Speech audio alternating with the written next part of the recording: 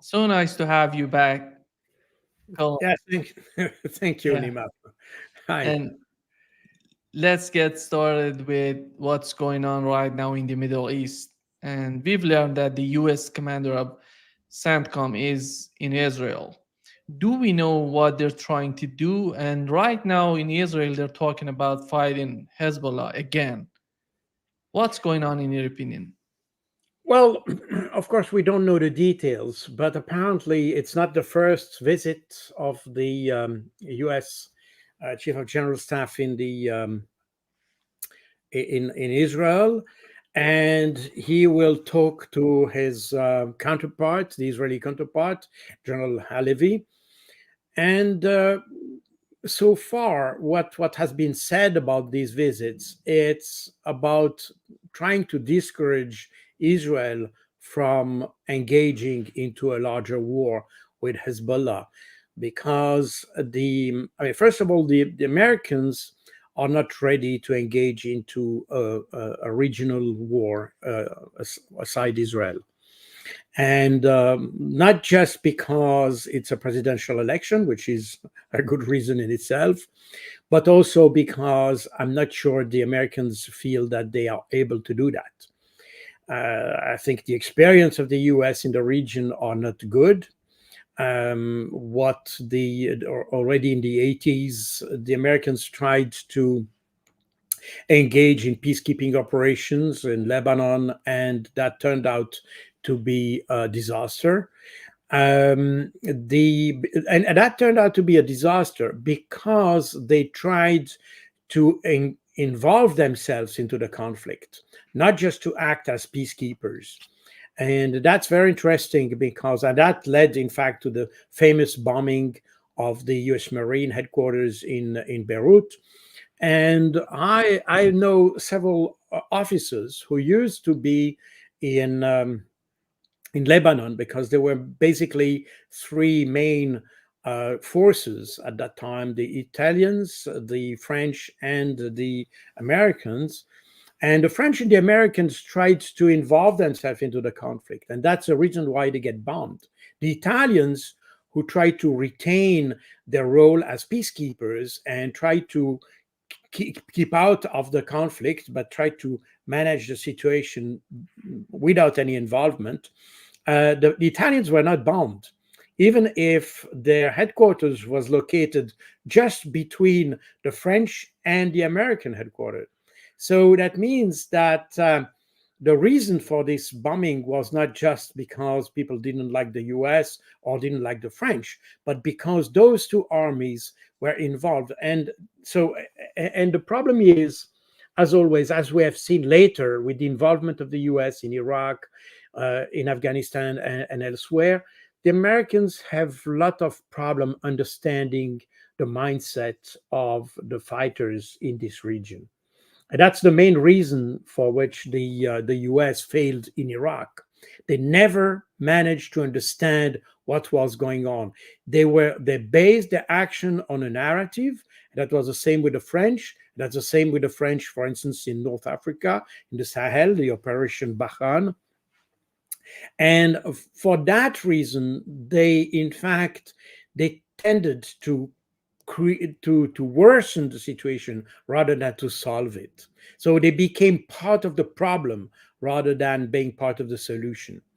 And I think the Americans understand that. They understand they were not able to understand.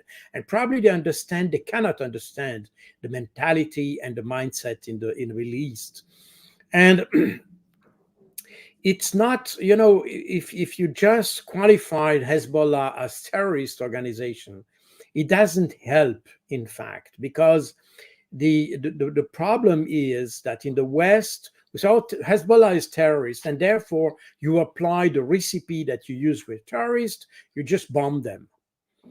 And terrorism, especially when it comes to Middle Eastern terrorism, is something which is much more complex than just people planting bombs somewhere.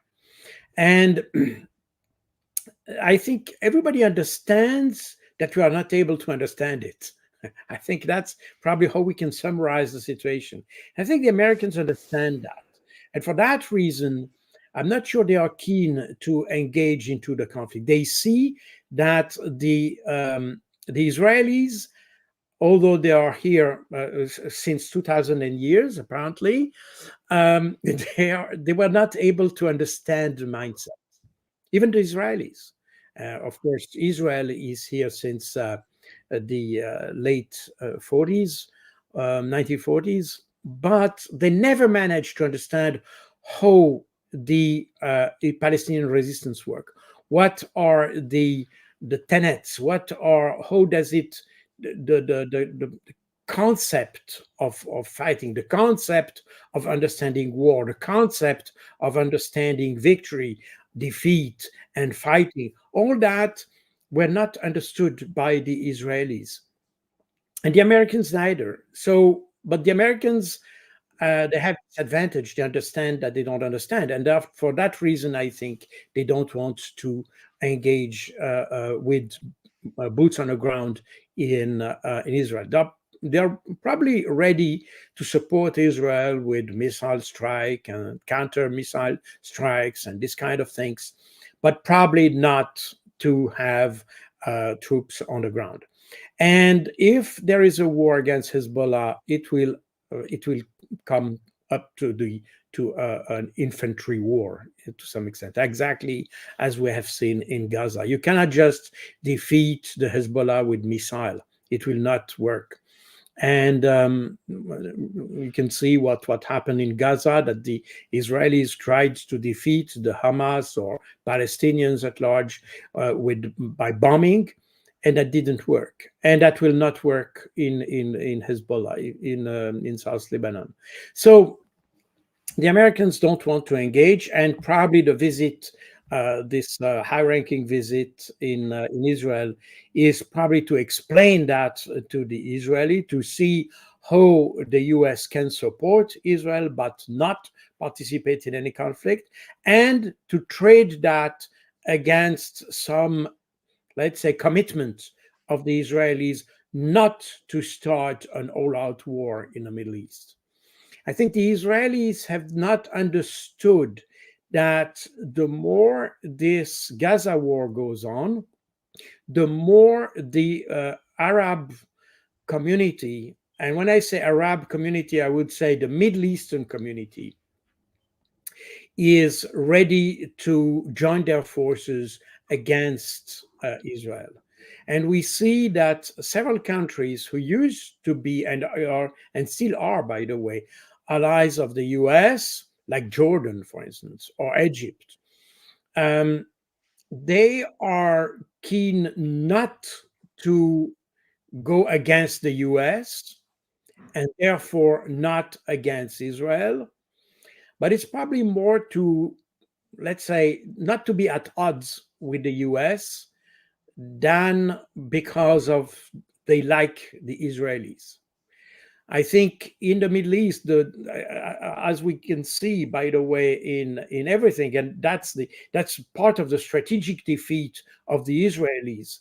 That's their, let's say, their reputation, but also the respect that Israel is expected to receive from people in the region. This respect is fading. And the bombing that just happened yesterday of a humanitarian zone with a 2,000-pound bomb, by the way, and that left about 40 dead civilians on the ground. These kind of attacks tend to reinforce the sentiment in the Middle East that Israel cannot be a partner. And that starts to affect the US as well, because, you know, nobody can accept this kind of disproportionate use of force against civilians. Everybody understands that Israel is using the word terrorist as a pretext to use any kind of tactics against the population in Gaza. And this is something that at the end of the day works against Israel, because and I you know that I've been 5 years active in NATO, and of course I had contact with my counterparts of all the NATO countries. I never seen any NATO officer, and I would say even US officer, who had a positive opinion about Israel. They followed the policy of the government, because you had NATO has a partnership with Israel, as it has with other Arab countries such as Tunisia, Algeria, Morocco, and so on. And you had very frequently Israeli officers in the NATO headquarters. And of course, this is the policy of the government. So military officers are disciplined, and therefore everything went well. But when you started to talk privately, none was very keen to support Israel. And I think, especially the military. So I think Israel is probably um, very optimistic about the willingness of the US military to support it, especially with the number of war crimes that were committed by Israel in the last 11 months or so, and and that were recognized by the international community, including the UN, the International Court of Justice, and the International Criminal Court. So, we, how can you now justify supporting actively with boots on the ground a country that is itself responsible for so many war crimes? And that's, I think, something the Israelis tend to underestimate. And therefore, the Americans, I think, are not very keen supporting actively, let's say, with the people on the ground, Israel. They will do so because the commander in chief, namely the president of the United States, wants so. So they will probably do something, as I said, with let's say standoff type of support, but not really on the ground. And that's probably the discussions that are currently going on between the US and Israel. The US doesn't want the situation to escalate, especially because of the presidential election, but not only that, because if things would escalate, then that would probably be the end of Israel. And many people have stated that. Remember that a few weeks ago, even Erdogan, the Turkish um, prime minister, said that it was Turkey was ready to invade Israel if necessary. So we see that the situation had come to a point that Israel has no other escape than provoking uh, a large war, or to expand the war, let's say. And we see that in the West Bank. We see with the intent of being more, let's say, to expand the war in Lebanon. But at the same time, it's the rest of the Middle East tends to be more united against Israel than ever. And if we look at this from a distance, we could say Israel should be extremely careful at this stage, because what if it engaged into a larger war, that could be the end of it.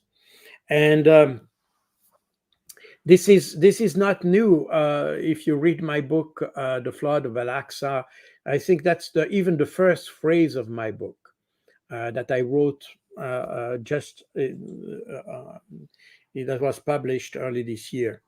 So it's not new that this idea that the whole Israel could eventually collapse. It will. It can collapse by itself, by the way, because of economic and societal and social issues. But it could collapse also because the rest of the Middle East has enough of this situation. The problem is that since its existence, its independence, Israel has always based its, let's say, its existence or its survival on an aggressive stance towards its neighbors.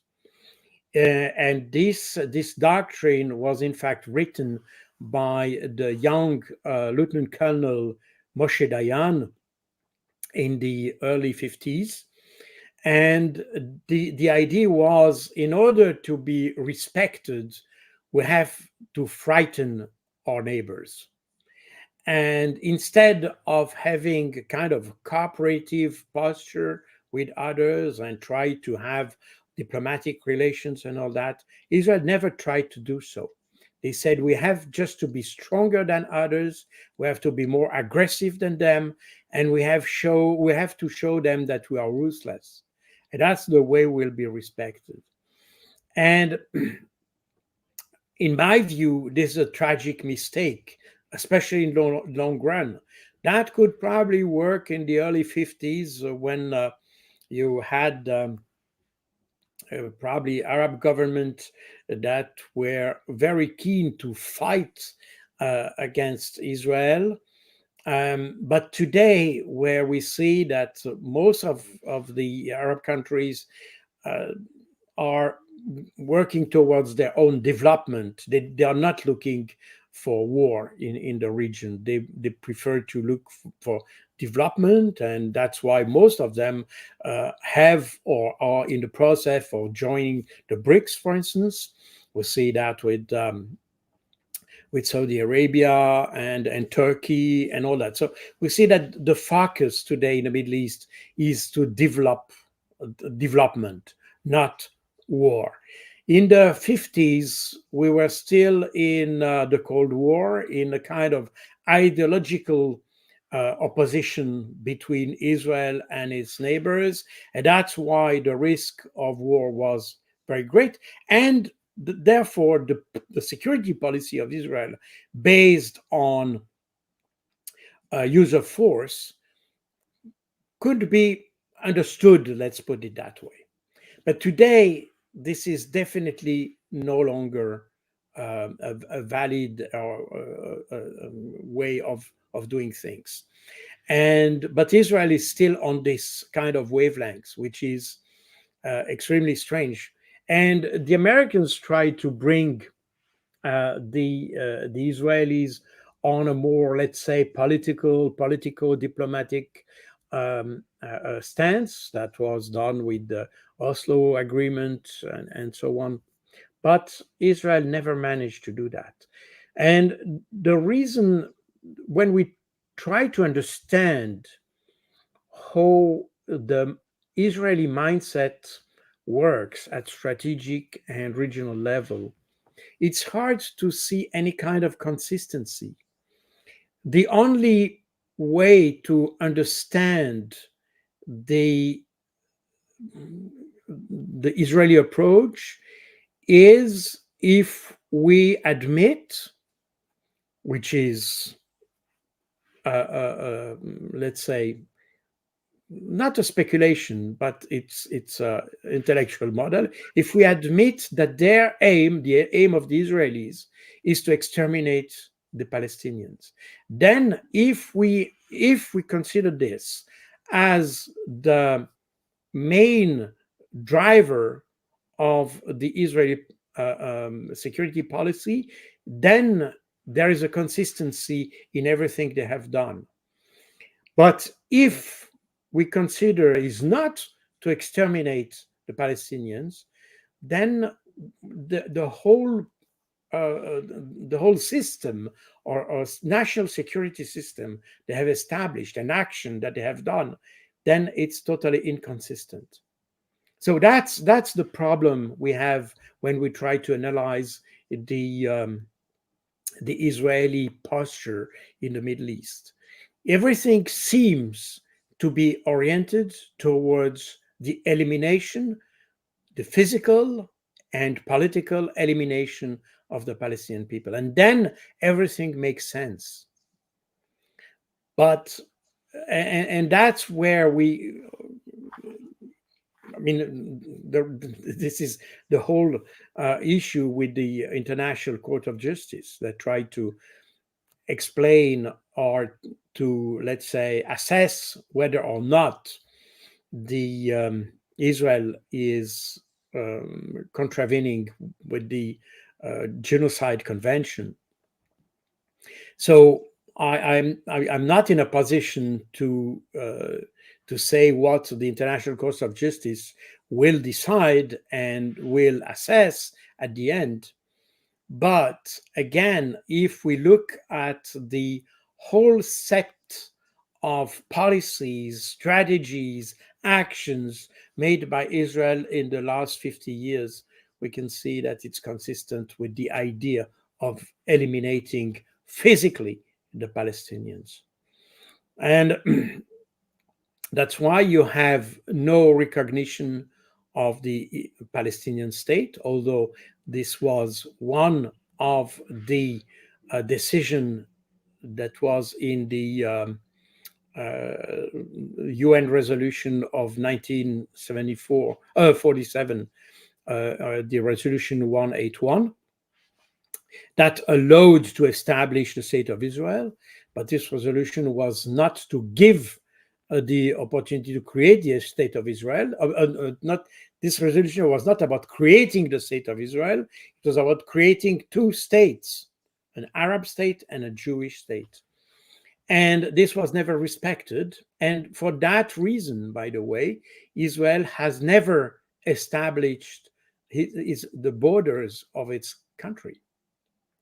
Therefore, it's a country without borders. So when you have the Palestinians entering, for instance, Israel, they entered a country that has no borders officially, and so we see that if we try to put everything together, we see the whole issue with Israel is that he wants to expand. That's the reason why it has not defined its borders, since the border we see on the Western maps, because Israel, if you look at the map of Israel, there is no borders. There is no Palestinian occupied territory, by the way. And if we look at the Western maps of Israel, that takes into account the Palestinian occupied territories, this border is not official. It's a tolerated, if you want, line that was established in 1949, but it was never established as the formal border of Israel.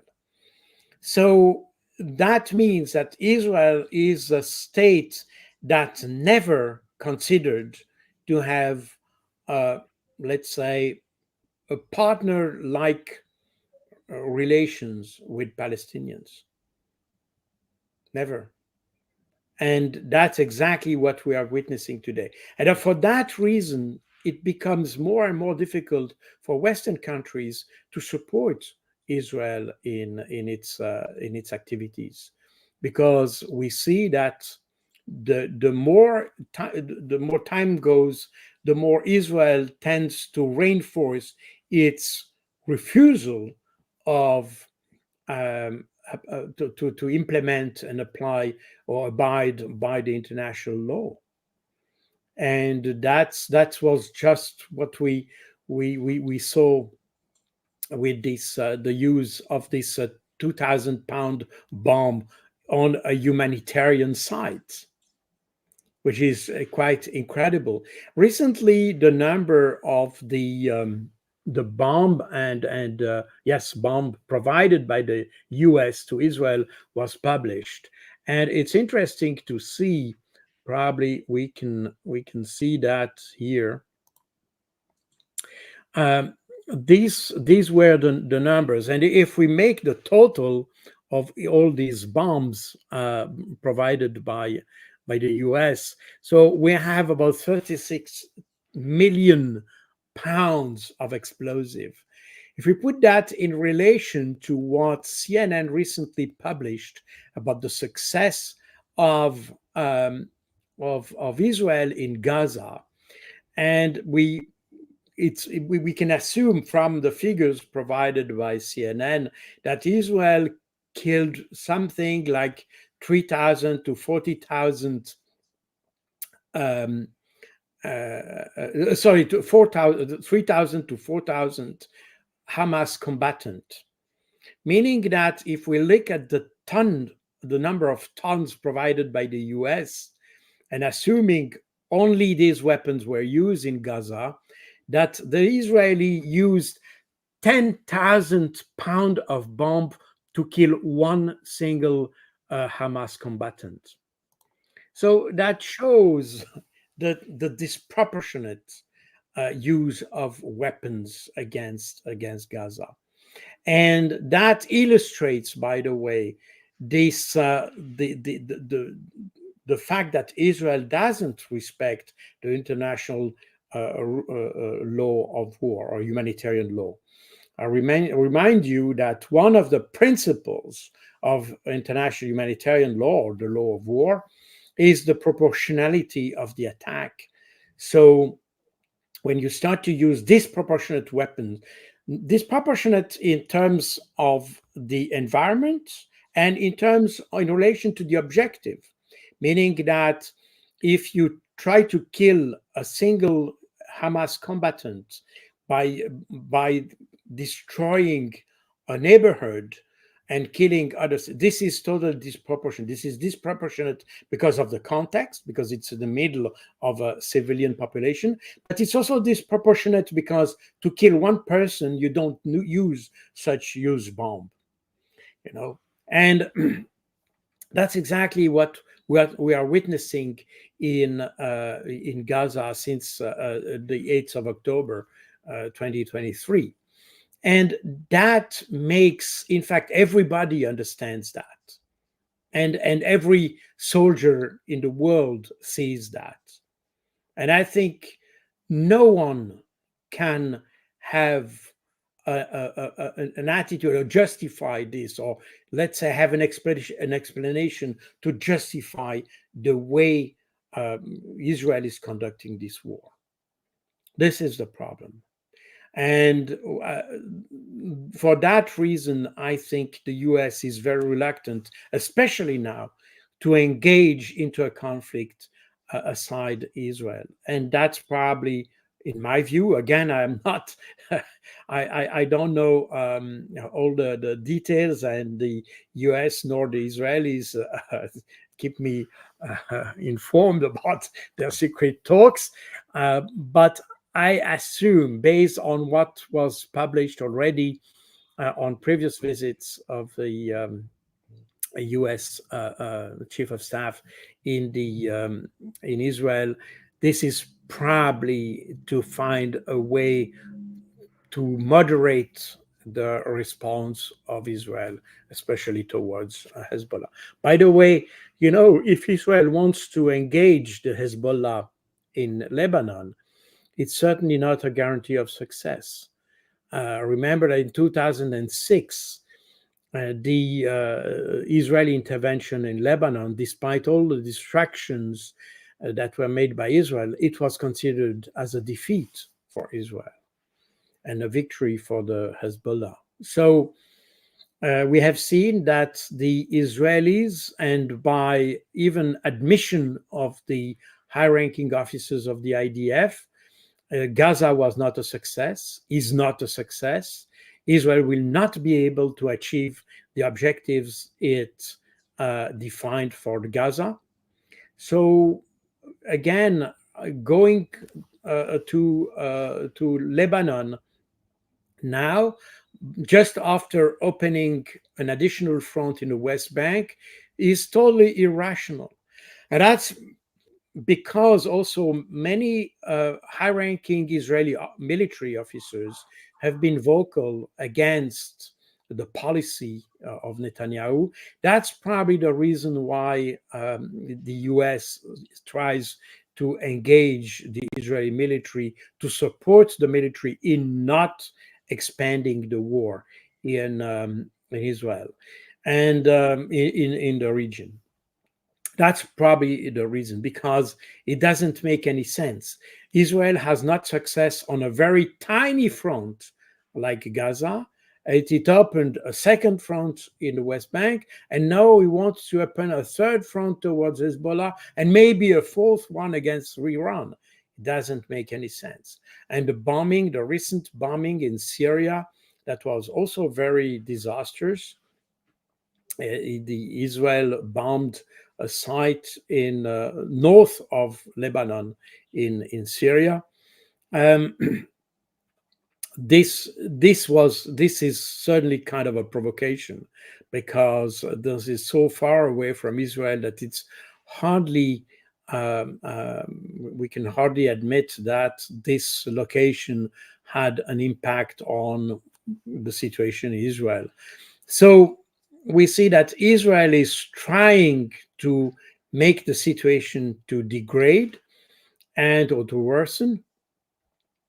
And my view, and a reasonable view of that, is that is Israel persists in this kind of behavior, it will lead to the destruction of Israel and probably a huge of destruction in the region as well. And I think one of the main issues that they're going to talk about in this visit would be the response coming from Iran. It doesn't seem how we can understand the behavior of the Iranian government right now. In your opinion, what's going on in their mind? Are they going to respond? Are they going to attack Israel? They're not going to do that because they're feeling that Israel is already in big troubles, and that's why they don't need to do that. How do you find it right now? Now, Iran finds itself in the same situation it was in early April this year, meaning that it has to reply and respond, and it will do so. I mean, first of all, because Iranian authorities said so, and we don't see any rationale for which they wouldn't do so. There is no reason for not doing so. But they want to do it in a proper way. That means they don't want to trigger uh, an expanded war, a regional war. They don't want to trigger a response by the US that could be disastrous or devastating in Iran itself. And it doesn't want either to give the pretext for Israel to intensify the conflict with Iran. So that means that the window of opportunity for Iran is extremely narrow. But as they said, they will do it at the right time and on the right occasion. And they will do it.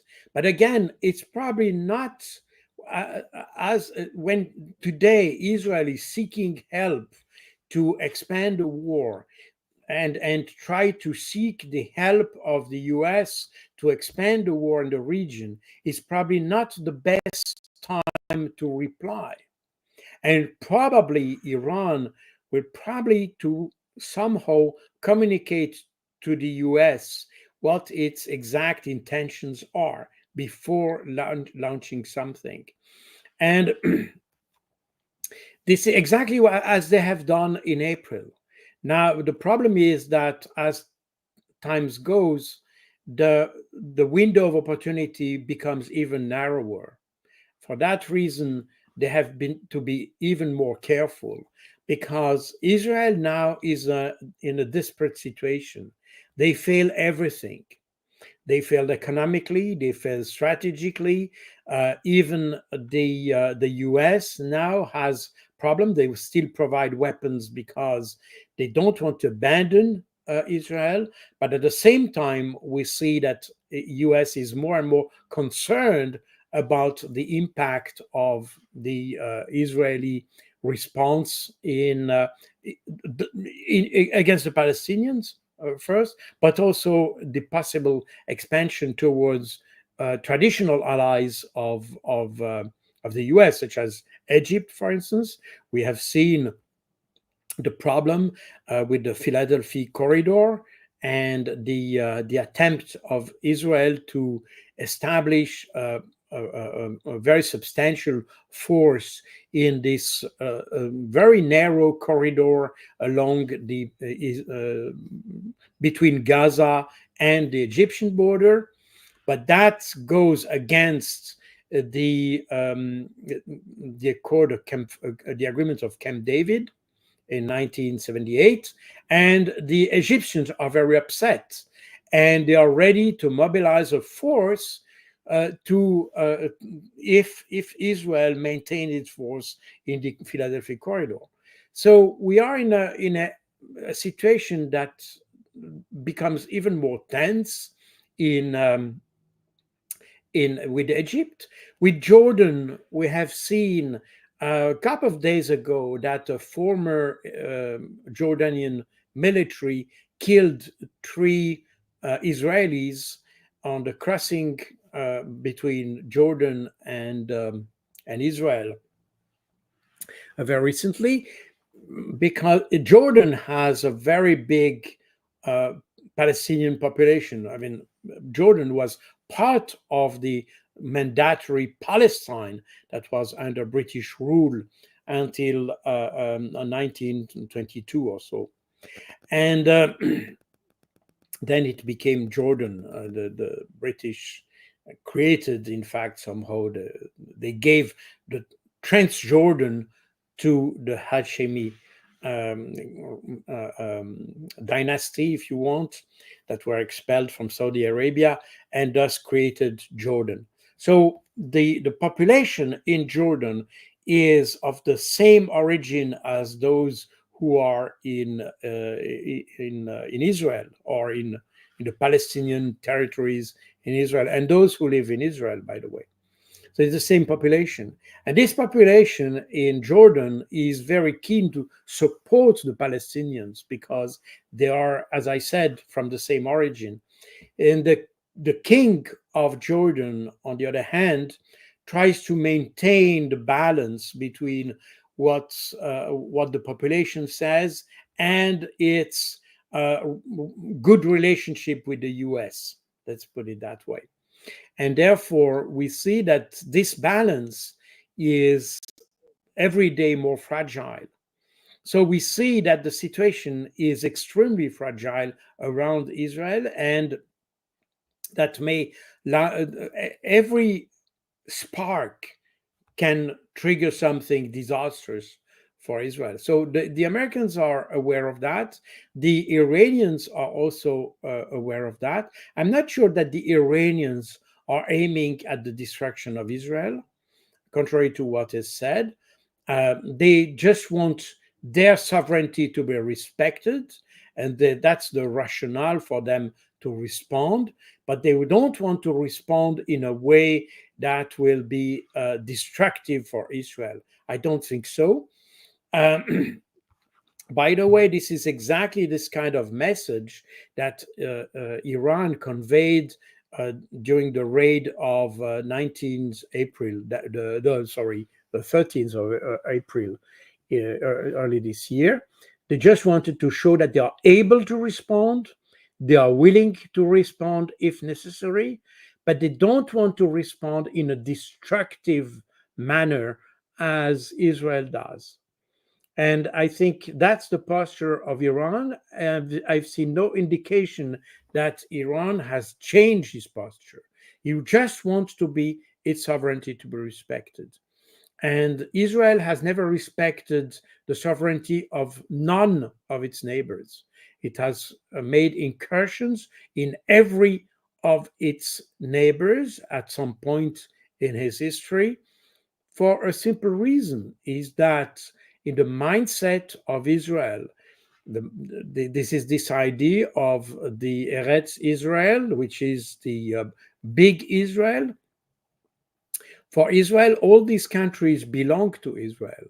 And that's again the reason why Israel has no borders, because he feels it had the right to intervene in all these countries because somehow they should be Israeli. Let's put it that way, and that's the major reason. So we see this situation, and this is again, this is the rationale for the US, in my view, try to make uh, Israel having more rational approach to that. I think even the US understands that Iran has no willingness to attack and to destroy Israel. And for that reason, there is probably some kind of informal or kind of gentleman agreement between US and Iran to avoid any let's say worsening of the relation between Israel and Iran. And the US are very keen to, let's say, try to maintain a kind of status quo and at least no worsening of the situation. Shifting the gear to the conflict in Ukraine right now, do you think Zelensky is asking for more weapons and more ammunition, more money going to Ukraine? And we have seen that Lloyd Austin was talking about $250 billion. Sweden gonna send them some aid. And in your opinion, right now, the first question would be who's leading the situation in Ukraine? Is Zelensky or people like Yermak, who's is a far right nationalist Ukrainian, these people who are running? And the other question would be how do they really believe that they can defeat Russia at the end of the day? Because it's so important to know, to understand their mind right now. Is their mind is a Ukrainian mind, or is something beyond Ukraine, goes to the United States, that they're just injecting this type of thinking mindset that they, or at the end of the day, they would be capable to somehow defeat Russia? Well, I think the answer of that is that what we have seen in, I think I mentioned that already on your channel, but I think it's a very important one. That was published on the 1st of September on the Kiev Post in Ukraine. And that was an article, an opinion article saying that the war against Russia between Ukraine and Russia is not about Ukraine. It's a war between the West and Russia. And Ukraine is just taken as a tool for the West to fight Russia. So I think that's the first thing to understand. And that's the thing that Ukrainians start to understand. But at the same time, we see exactly, by the way, the same kind of behavior as we have in Israel, that Netanyahu sees no sign of victory on none of the fronts he has started. And in Ukraine, it's exactly the same thing. By the way, in both countries, uh, Netanyahu on the one hand and Zelensky on the other hand, they have deliberately, and I underline this twice, deliberately let a situation to degrade or to worsen up to the point that the Palestinian on one hand, the Russian on the other hand, were led to intervene militarily. And that's in both cases, This is the result of a deliberate policy of letting of a situation to degrade up to the point that it come to armed confrontation. This is exactly what we have. And now, in both cases, those two leaders are trapped into their own strategy somehow, because they were at the beginning, they were probably confident that somehow they could defeat the definitively um, the Palestinian on one hand and the Russian on the other hand, the Ukrainian obviously with the help of the West, but they didn't manage. They didn't manage to do so, and they haven't abandoned the narrative. And in fact, on both cases, in both countries, the whole strategy is based on a narrative of victory. But in both cases, nobody has defined what makes the victory. Because a strategy for anybody that can be in business, can be in military, it can be whatever political strategy, whatever you want. A strategy is a way to achieve an objective. But the first step before establishing a strategy is to define the objective. And that's where we have the problem, because apparently, in both cases, in Israel as in Ukraine, the leadership has defined an objective was that they were not unable to reach. And they were not able to reach in both cases because, with the help of the Western media, by the way, they underestimated the enemy. They tragically underestimated the enemy. They underestimated the Palestinians, including the Hamas, by saying that they had no popular support, and they managed also to attack the population in order to degrade, or to in an attempt to degrade the popular support to the combatant organization. And in Ukraine, you have exactly the same strategy. They said that Russia has no weapons, has no resources, the economy is weakening, the population doesn't support Vladimir Putin, the army is weak, and so on and so forth.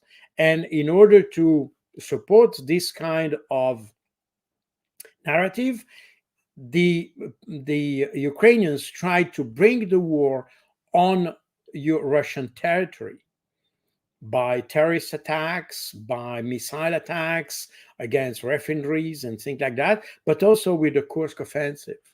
And that's the point, is that they wanted to let's say, affect the support, the popular support to the government policy, as Israel does with the Palestinians. But it didn't work on both sides. But the problem is that they realized that the objective they set at the beginning, that means defeating the Palestinians on one hand, defeating Russia on the other hand, was unreachable because the enemy was underestimated. The problem is that they stick to the narrative.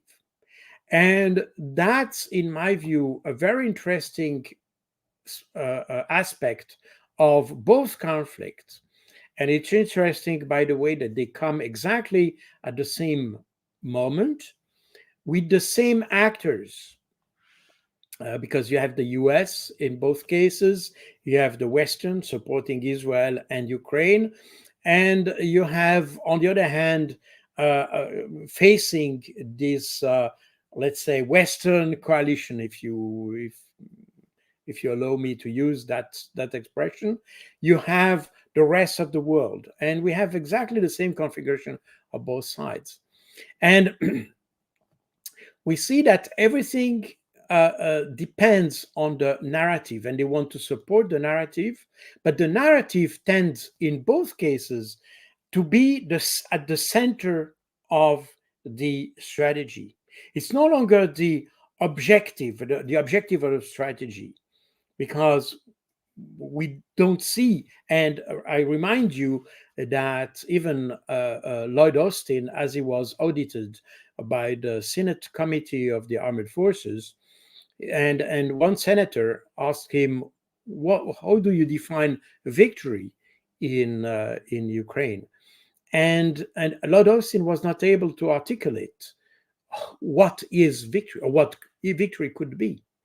And we still don't know what victory could be, because obviously, if we look at a clear military victory, meaning that Russia would be defeated, would withdraw up to its border of 1991, both in Crimea and in the Donbass region. This is not happening, and we see absolutely no sign that it could happen somehow. And we don't even see that Russia domestically is weakening either. I mean, its economy is going much better than the European one, by the way. And it developed thanks to a very active diplomacy. Russia achieved to have even more support today as it used to have before. I remind you that just after the start of the special military operation, the vote at the UN General Assembly showed that you had a majority of countries in the world condemning the Russian military intervention. But as we have seen in June, at the end of the so-called peace conference in Switzerland, that only 70 and something country supported the final communique, meaning that Russia managed to regain the support of the majority of the countries of the world. And, and therefore, on both military, on military, economic, and political dimension, the Russia has gained rather than lost. So, how can we achieve victory in that context? And nobody knows that. And I'm not sure that even Zelensky is not able to define what could be a victory.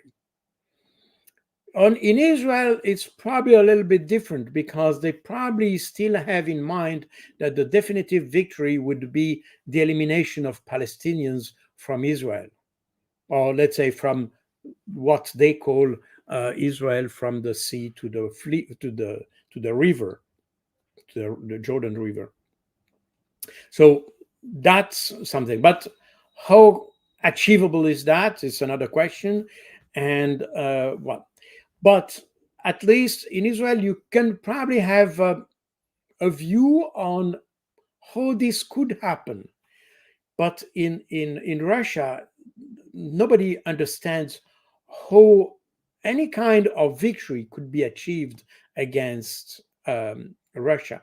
Maybe tactical victory, if Ukraine would be able to regain the control of some cities also. Maybe that could be considered as a victory, but it would be a tiny victory if you compare that with the amount of territory that Russia has gained, and the amount of destruction, and not just destruction as it is in Gaza, but destruction in terms of destroying the economic potential of Ukraine that Russia has achieved. So anything compared to that shows that Ukraine will not be able to achieve decisive victory against Russia.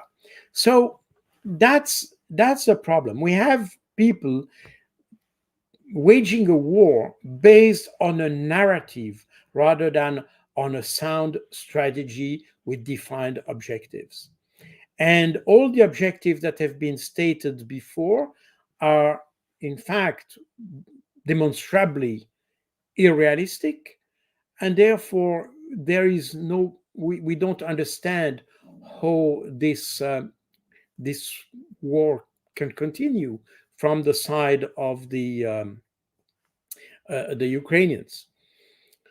We have, on the other hand, to admit that the more Russia is moving forward, the more it will face a dilemma in Ukraine, because we know since the very beginning of the special military operation that Russia doesn't want to occupy the whole of Ukraine. It wants to force Ukraine into demilitarization and denazification. So these were these are this still the stated objectives, even if the word demilitarization can be understood at different levels. It used to be the demilitarization of the threat against Donbass. Now it becomes more and more the demilitarization of the threat against Russia, meaning that besides the mere tactical operational demilitarization of forces in the Donbass, we are coming to a strategic demilitarization of Ukraine, in the sense that Ukraine should become a neutral state, or let's say probably not neutral formally, but a state without any foreign presence in on its territory. I mean, when I mean foreign presence, that means NATO or something like that. Which, by the way, Ukraine had on its constitution, on the constitution it had in 1991. So nothing very new on that. But that's probably now, or not probably, that's certainly the objective of the Russians. But to achieve that, how will they achieve that? They need to force Ukraine into a negotiation. And if Ukraine doesn't want to negotiate, that means that Russia will continue to proceed. And proceeding up to the Dnieper River, that's no problem, basically. I mean, it will be a military problem and all that. But let's say that's achievable. The problem will come afterwards, assuming Russia can cross the Dnieper and continue towards the west. Then it will come in another kind of terrain with probably more people who are against Russian, because we know that the east and the south of the country is more or less pro-Russian. And that explains why you don't have you don't have an anti-Russian resistance in the territories that are occupied by Russia. But things may change as soon as Russia crosses the Dnieper. And then you may face a resistance, and the same kind of resistance that the Soviets faced after between World War II and the early 60s, when you had this ultra nationalist resistance that in fact started under the Nazi rule, when the Nazi granted independence to this early Ukraine, led by Stepan Bandera and others, and and eventually after the war, these ultranationalists continued fighting against the Soviets with former Waffen SS soldier from the SS Galizien, the Erste Galizien division, which was Waffen SS division made with Ukrainian volunteers, and the remnant of the so-called Werwolf units, which were SS units, special force units, you could call them, because they were SS units that were sent in the back on the rear area of the Soviets between 1944 1945 to make some kind of resistance movement against the Soviet to disrupt logistical and supply lines and things like that. And after the war, these Werwolf units remained in place. And if you look, for instance, at the symbol or the insignias of the Ukrainian special forces today, is the Werwolf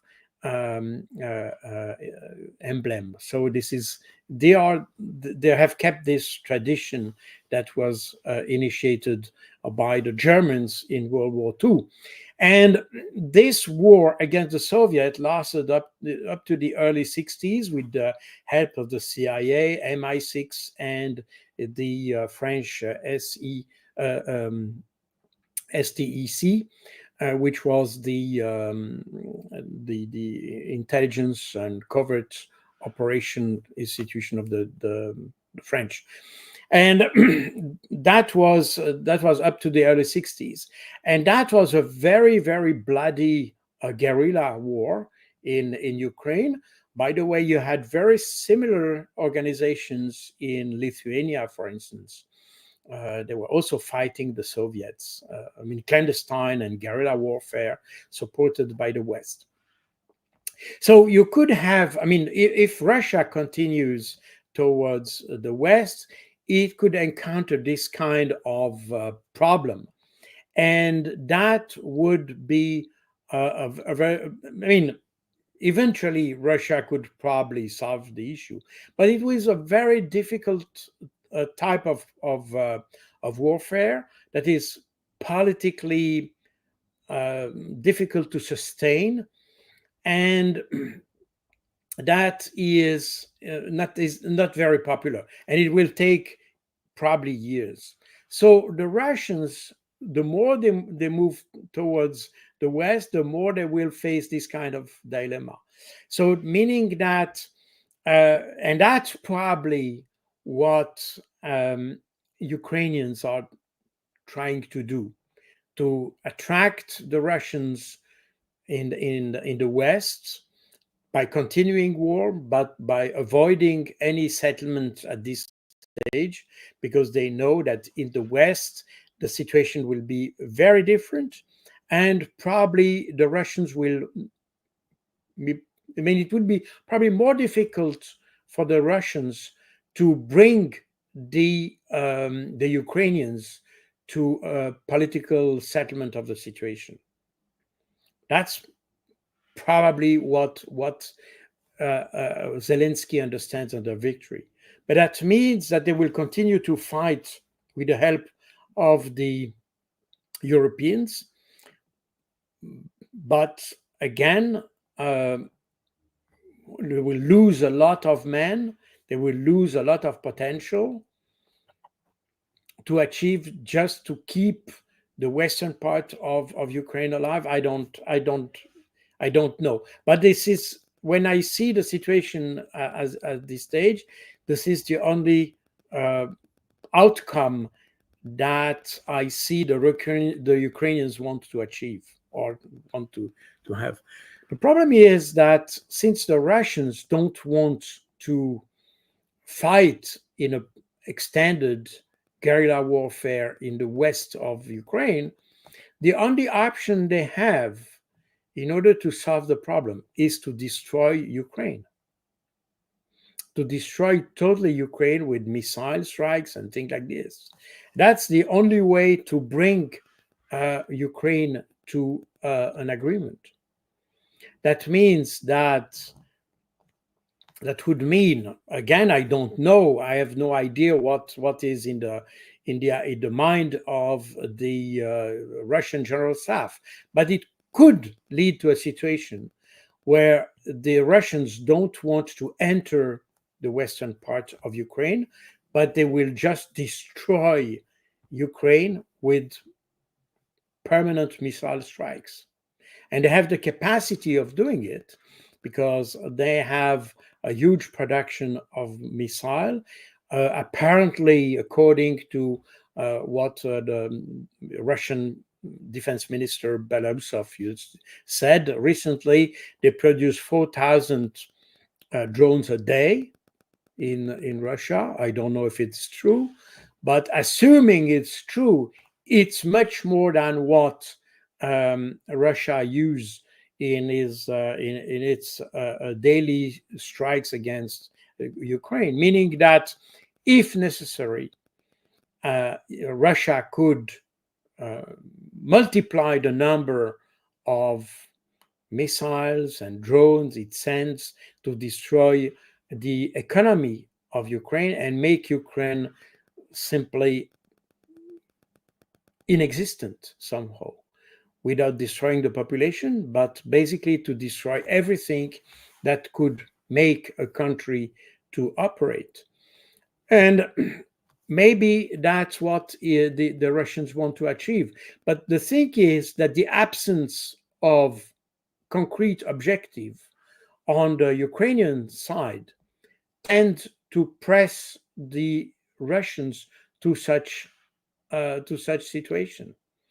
Because if the Ukrainians had a clear objective and they could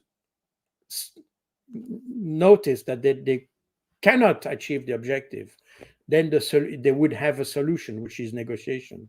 But since they are not able to achieve this objective, they keep this objective hanging in the air, then we are going into an endless type of war.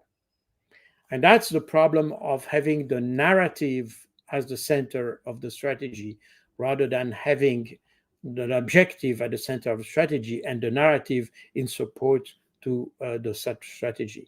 The narrative has become the strategy, and that's a problem, because it's impossible to understand exactly what they want to achieve at the end.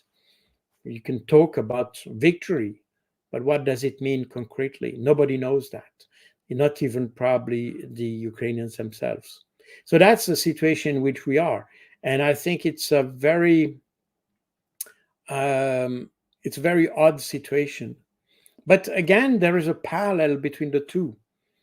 Again, the war seems to be, for both Netanyahu and Zelensky, the war seems to be an objective in itself, meaning that it can only lead to destruction of their own country or party or whatever you call it. So it's a very, very strange situation, which is close to irrational. And I have no other explanation. And I think we are in the West, and when I see commentators, and there are very good commentators in the Duran and others, and you have interviewed also some of them, McGovern and others. We are bound to speculating, in fact, because there is no concrete indication of what the Ukrainians want to do. And even if we hear Mrs. von der Leyen, when she says that the objective is for the Ukrainians is to defend liberty or freedom, okay, that's fine, but what does it mean in terms of objective? At what point can you say, I have achieved my objective? Defending freedom is fine, but where does it stop? Where does it lead to? And that's exactly the problem, because it's not just about principles and things like this. It's also about how do you lead your operations, and where do your operation lead to? And that's exactly the weakness that we have in the West. But it's not completely new, because in fact we never had concrete objectives we, the West, in all the wars we waged in the last decades. What was the objective of Afghanistan? In Afghanistan, to remove the Taliban of the power. But they are still in power today. Probably the only objective that was achieved was probably to remove Saddam Hussein from power. But at the same time, we have chaos today. Instead of having Saddam Hussein, who used to be an ally of the West. So where are we? You know, and that's exactly the reason why, by the way, Mali and Niger and Burkina Faso expelled the French and the Americans from the country, because they are waging wars without objectives. They're just waging a war for the sake of waging a war, but they don't know what they want to achieve. And that's the weakness of the West in general. We don't know exactly what we want to do. We just do things. But what for? We fight, but where does the fight stop? I mean, in 1945, the objective was reached when the Russians, or the Soviets, better said, put their flag on the top of the Reichstag in Berlin in May 1945. Then the objective was reached. But today, where could we plant the flag? We have absolutely no idea where this flag should be. On which kind of objective should we put this flag? And that's exactly the problem we have in the West in general. And we have objective-less leadership, not just leader-less objective, but objective-less leadership. What do we want to achieve with Iran, with Palestine? There's absolutely no idea. We are just doing things, and that's that reason that the Palestinian, the Israeli, and the Ukrainian will fail, because we don't know where we are heading to, simply. Yeah. And the other question would be, you said that you've read the latest interview of Victoria Nuland, and what do we get from this interview in your opinion, and the importance of these people, who Anthony Blinken, Victoria Nuland, these people who are from the same region, from the Ukraine, right now the territory that we know as Ukraine. But do they not love Ukraine as much as they hate Russia? That's why we are having this problem in that region. I think that's a little bit that. There are probably more psychiatric explanation for these conflicts, because it's very interesting to see, as you just said, that Victoria Nuland and Anthony Blinken have their family has their origin in this region, in this particular region. So we see that beyond the political mindset and the values that we may or may not have and things like this, beyond that, there is something else, and that's probably the hate of the Russian. We see exactly the same thing with the with the Germans. The Germans have hated the Russians for decades, if not centuries, by the way, because they are the Russians. It's the Eastern big power that challenged the German power for centuries. And if you look at how World War II was waged, you could see that the Germans had more fear of the Russians or the Soviets than from the West. And there were many attempts from the Nazis to have some kind of agreement with the Western powers, in particular the British, because they felt very close to the British and the British culture. but it never any attempt of this sort happened with the Soviets. And the major battles, the harsher battles, the most advanced equipment that Germany had was sent on the Eastern Front, because that was the fear. And today we are a little bit in the same situation.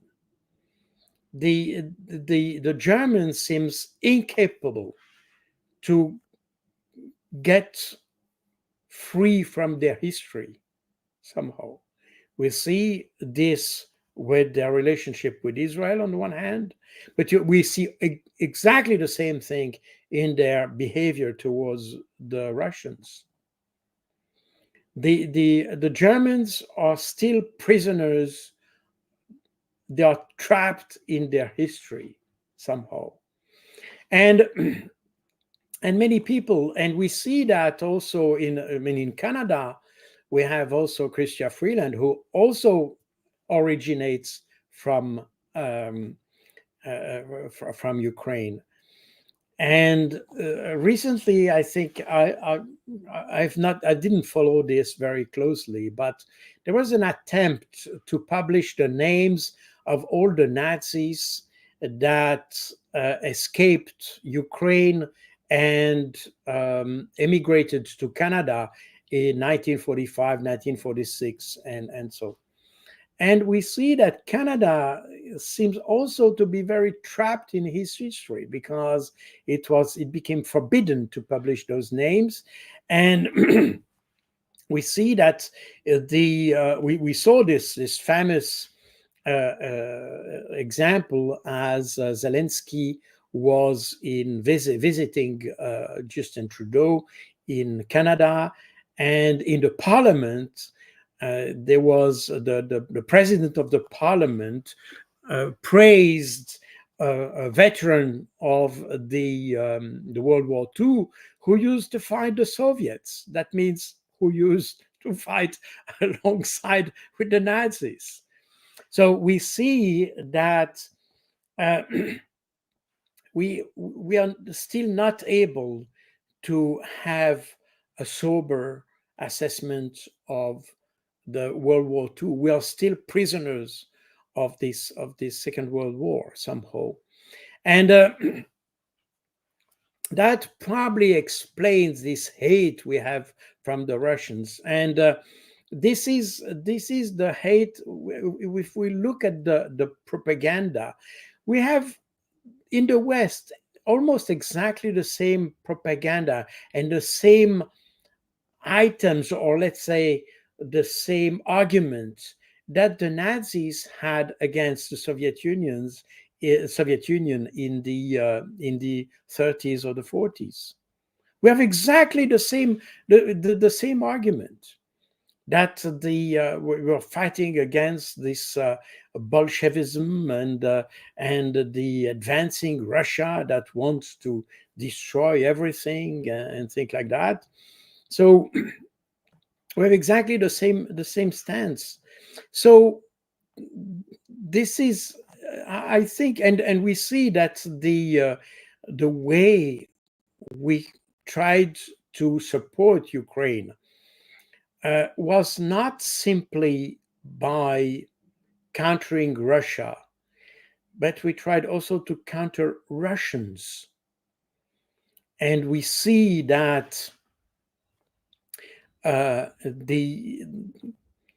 this goes very deep into not just fighting against a government, but it is still fighting against a population, fighting against a culture, fighting against individuals. In France, for instance, it's very difficult for someone who has a name that sounds like Russian to open a bank account, for instance, because it's still considered as something which is linked to the Russian government and things like that. So the hate goes down to the individual. And I mean, the French are they have a very racist uh, culture, generally speaking. This has always been the case, and this is very obvious with the Russians, and this is supported by institutions that worked exactly in the same direction. You could see that the institution that are supposed to maintain the rule of law have in fact muted into something that supports politics rather than the rule of law. And the rule of law is subordinated to politics and not the opposite. And that's a very strange evolution that we have in our countries. But uh, this hate of the Russians is probably something that we will have, and we probably have the same thing appearing with the Chinese, by the way. And but that is reminiscent of the this idea that the Europeans, Westerners at large, but Europeans more specifically, feel superior to any other uh, population in the world. There's a sense of this superiority.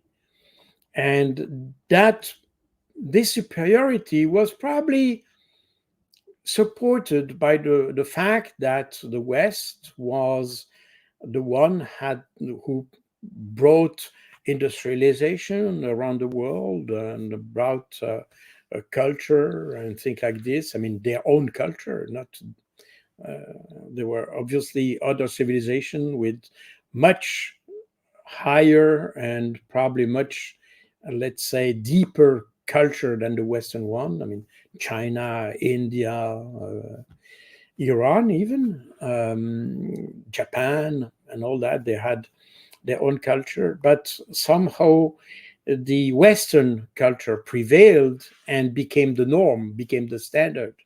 And being in line with European culture was in fact the standard to measure your let's say ability to progress and things like that. And that's probably the reason why the West feels so superior, but also because the West managed to impose its view by force and used to be more aggressive than any other uh, type of civilization. I think no other civilization than the Western civilization has been more aggressive than our ones. We conquered territories. I mean, the Americas. We destroyed cultures there instead of trying to understand them and work with them or cooperate with them. We never managed to do so. We wanted to take their wealth, and therefore we destroyed them to steal their wealth. And we have done the same thing in all over the world. Um, and uh, and that's probably the reason why we are still probably in this kind of mindset when it comes to Russia, China, and others. We don't dare to say the same towards Africa, but in fact, we have this mindset. Basically, that's the way we are somehow, and we are unable to learn from the past and to learn from our bad experiences. We tend to be in permanent war with everybody. We wage war everywhere. We achieved peace in Europe, and everybody says that European Union is a symbol of this evolution of Europeans who understood that they shouldn't wage war and live in peace with each other. But in fact, we are not waging war in Europe. We are waging wars in Africa, in Middle East, elsewhere in the world. We have military bases all around the world, and we are extremely touchy when anybody tries to challenge our military presence somehow. And even when others try to challenge our way of seeing the world. I mean, even we can see that in Africa when we try to impose a different way of thinking, especially when it comes to minorities. I mean, when I talk about minorities, I talk about the minorities we have in the West, LGBT and others. That we consider as minority in our civilization, in our society, and we try to impose that to other countries, and even if it's not in their way of living, even if it's problems that they don't have, by the way, because they don't really have this kind of problem. I mean, they might have in some countries. I know it is a problem. But in some others, it's not because it's a problem. There are other problems to solve first. But we try to impose our way of seeing things, our way of dealing with problems. We tend to have a legal solution for everything, and it must be our solution, not the local solution. I remember when I was head of intelligence for the UN in Sudan in the 2005, we had a problem in the southern part of Sudan. That was, by the way, also a problem in Congo and in Uganda. It was the so-called Lord's Resistance Army. And this was a problem. We tried to achieve peace in the southern part of Sudan. At the time, South Sudan was not independent at this stage. And we wanted to have a solution. And the Lord Resistance Army contacted the UN and declared itself ready to surrender and to stop its activities. And we had some discussions with them, and they were ready to surrender and to abandon the armed struggle, provided they could be, because we said, do you have committed crime? So you have to be judged for that. You have to be courted. And they said, okay, we are ready to do that, but they wanted to be courted by traditional courts. So the most of this Lord's Resistance Army came from the Acholi tribe in the south of Sudan, and he wanted to be courted according to the laws of the Acholi, their tribe. And at this very moment, the International Criminal Court came with arrest warrant against the leaders of the Lord's Resistance Army, and they wanted, I mean, the ICC wanted to trial these guys not according to the traditional court, but according to the Hague Tribunal, and I mean in Europe. And that disrupted completely the negotiation, and the Lord Resistance Army just gave up the discussion and returned to armed struggle. And since then, the problem has never been solved. And it could have been solved by applying the traditional law, and everybody would accept that, except the Europeans. They didn't want that. They wanted to apply their law, not the traditional law. As a result, we failed, and since then, it's still this Lord's Resistance Army is still struggling in Central African Republic, in northern Congo, in Uganda. I mean, in Uganda less, but and in South Sudan. So we didn't solve the problem, but it shows that how stupid we are, in the sense that we want that people should be tried according to our laws, not their laws. Their laws are not good. We have the good laws, they have the bad laws.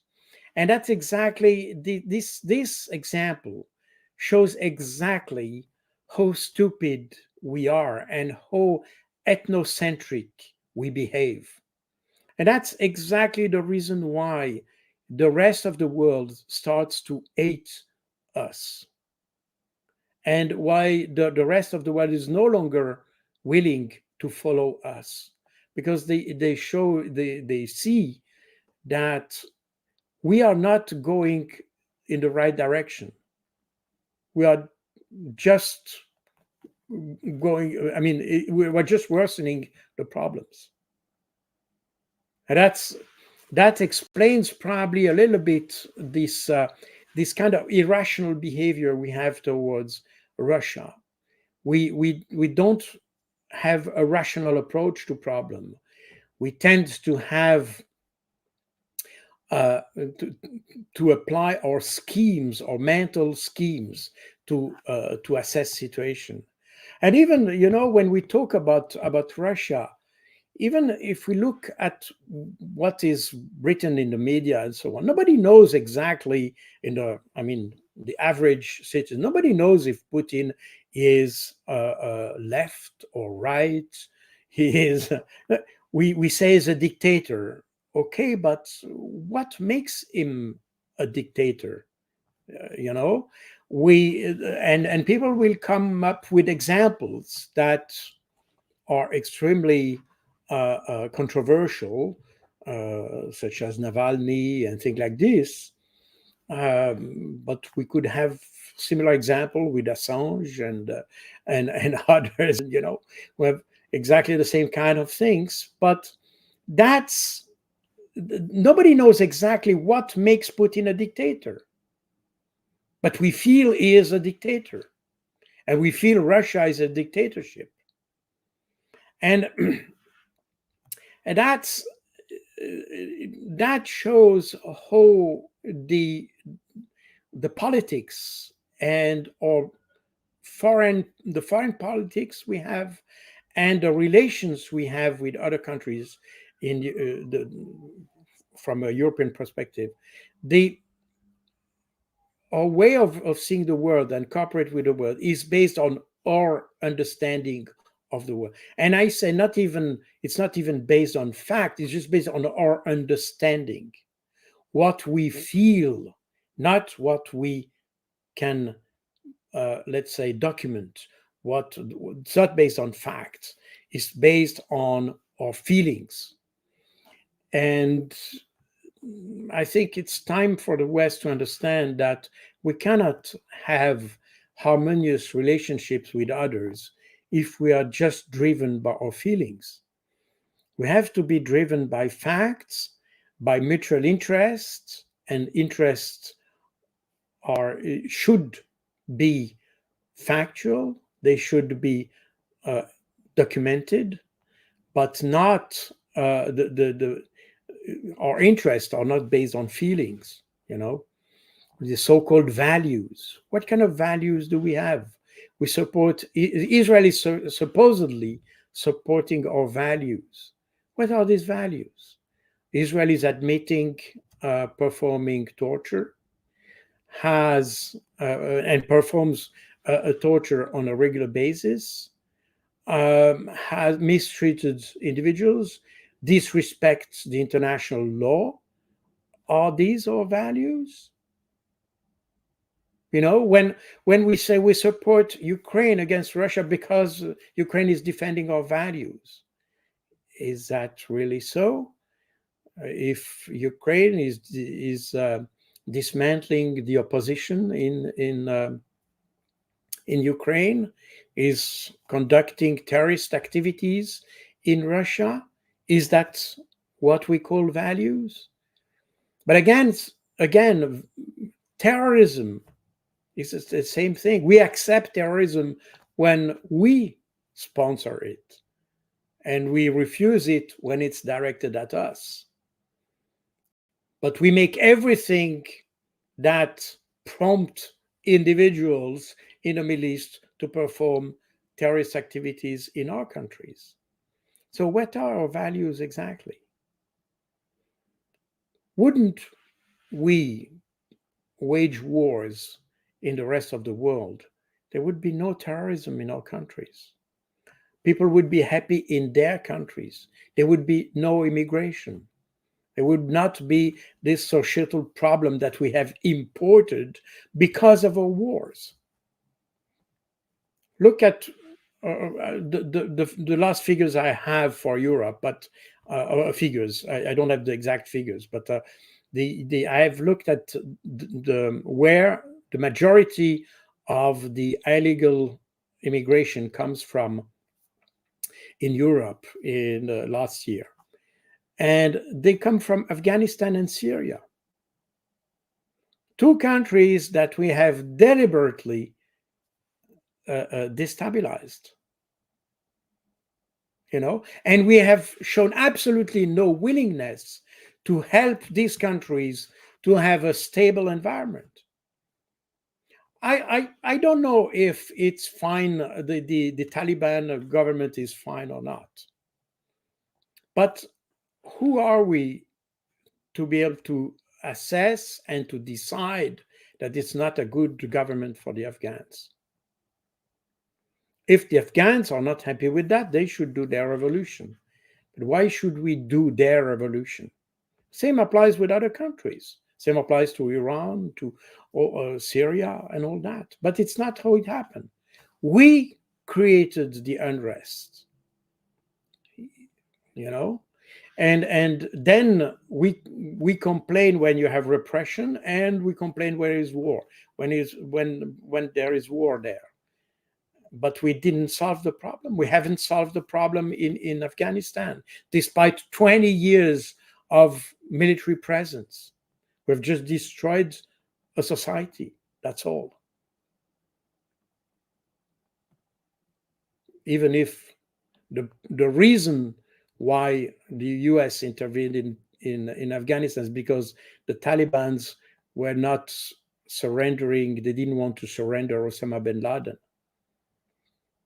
which, by the way, is false, because the Taliban were ready to surrender bin Laden, provided the US could document the fact that bin Laden was responsible for the 9/11. But the US was never able to document that. As a result, the Taliban didn't surrender bin Laden.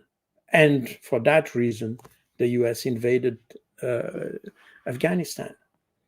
So, when we look at the details of how things happened, we see that we are really responsible for every single catastrophe that happens on this earth. The problem is that most people don't understand that, because we still stick to the headlines that we see in the press, and therefore we have a biased understanding of what's happening. For everybody, the Taliban are bad guys, period. And maybe that they don't have they're not grant the same rights to the women as we have in the West. That's certainly true. But is that a reason for us to make 20 years of war for nothing and achieve nothing? Probably not. Assuming we want to bring them to the point that they grant more rights to the women as we do, is war the best tool for that? Or could we achieve that through other means and better cooperation, by improving their economic situation, and to improving their living standard and all that? Probably that's the way to go, not to wage war. But war is absolutely only tool it seems that the West have.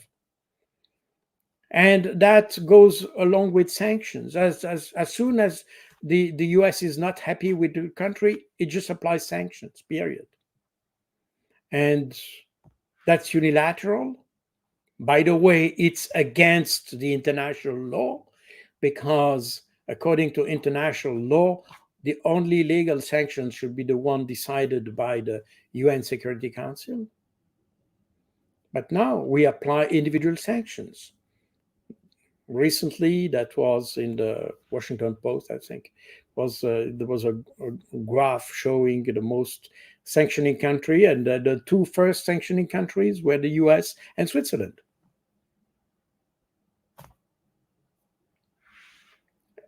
And these are not sanctions from the UN Security Council. These are bilateral sanctions. So what do we want to achieve with that instead of having a sound diplomatic activity? Diplomacy was supposed to help us to solve the problems, not sanctions. But as soon as there's a problem, automatically we decide sanctions or to raise tariffs and all that. As a result, the West is now in difficulty. I mean, all the major companies working with semiconductors in the West are in jeopardy because of the sanctions against China. Same applies to the EVs, the electric vehicles, that the Europe wanted to sanction China, and the same applies with the US. And now we have problems because our companies are not able to. Sorry, our companies are not able to produce weapons. Sorry, are not able, to produce vehicles without the help of China. So we are always shooting ourselves on the feet. And for what result? The best way to solve problem is to cooperate. And we have all the reason. I mean, there are huge market opportunities in China, Africa, and all that. Why do we always want to impose our law? All right, that's so the answer. I diverted quite a lot from your initial question, but I think the whole issue is our mindset. I think this is the way we are educated, the way we behave, the inability to rationalize things. And the more we go in the wrong direction, the more it seems that we tend to be irrational. And it's exactly what you see that in the West at large, but probably the extreme situation are exactly the two conflicts we just mentioned. That it seems that the more the war goes on in Israel or Palestine and in Ukraine, we have a more irrational behavior from Netanyahu and Zelensky, that we are not able to identify what they want to achieve. They don't even know probably themselves what they exactly want to achieve. And we have the same thing in Europe. We have a worsening economic situation, and I think everybody understands that, or everybody sees that, but there are still some who don't want to see that, although it's more and more obvious. And specifically in Germany, where you have, that's probably the country that will suffer the most from the situation. And it's the situation is worsening, but nobody wants to acknowledge that. So they continue, even if we generally, I tend to assume that the Germans are rational. The French are not always very rational. They tend to be more how to say that? Let's say rational to make it simple. But the Germans tend to be very rational in terms of culture. But somehow we are now exactly in the opposite. It's a very strange situation. But probably this the state of desperation in which we are is conducive to a situation where we tend to be irrational because we don't find any rational solution to the problems. I don't know. Thank you so much, Colonel, for being with us today. Great pleasure as always. That was my pleasure. Thank you very much for inviting me. Thank you. My pleasure.